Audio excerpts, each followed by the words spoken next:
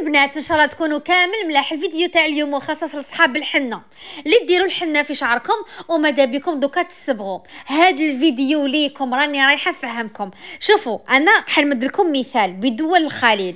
دوكا قبل ما يبدا العيد، ماشي قبل ما يبدا، قبل ما يدخل العيد علينا ان شاء الله بالربح، واش يروحوا يديروا الحنه الطبيعيه، ماشي الحنه اللي راكم ديروا فيها اللي مخلطه بالحجره السوداء والمواد الكيميائيه تخلي لك شعرك حرش ناشف ما تشوفيه شباب. الحجره السوداء عم بالك ارواح انت ونحيها من شعرك يا اختي العزيزه. خمي مليح قبل ما تروحي ديريهم. ويديروا كيف المشاط. هذا انا يعني جامي سمعت به لا بروميير فوا نسمع به، كنت نشوف واش يديروا في شعرهم. يديروا السدر، هذا السدر نعرفوه كامل. هادوما اذا فتي روحتي درتيهم راكي حابه تعالجي شعرك طبيعيا، ما نهضر لكمش على الحنه اللي مخلطه بالمواد الكيميائيه، نقولوا يا سيدي حبيتي تعالجي شعرك بالحنه الطبيعيه لا حرج في ذلك. ولكن هل انت من الناس اللي يحبوا التغيير؟ تحبي ليماج وتحبي البالياج وتحبي تصبغي وتحبي تبدلي وتكرهي؟ لا ما تروحلكش. على بالكم علاش ما تروحش الحنه صامته؟ لخاطرش الجزيئات تاعها كبار، راهي رايحه تغلق لك مسامات الشعره.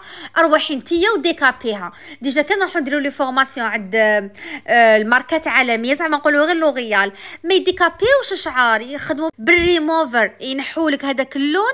يعني الحنه يبداو ينحوا فيها بالعقل بهذه الطريقه، راهي رايحه تطيح لك غاليه. حنا عندنا الريموفر غالي، فهمتوني؟ هذا هو اللي تحب دير الحنه، اللي تحب دير هادوما السدر في شعرها، هذوك الزيوت ثقيله بزاف.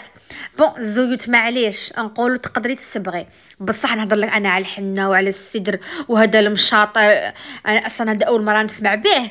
انسيهم، قولي لهم باي باي. كيما هنايا شوفوا شعرها بسم الله ما شاء الله تبارك الرحمن، راهي دير لبنتها قبل ما يبدا العيد. قالت لك لازم، حنا عندنا لازم، درت لها هذا المشاط، هذا اللي جاي ماغون، هذا اسمه المشاط، وهذه الحنه الطبيعيه.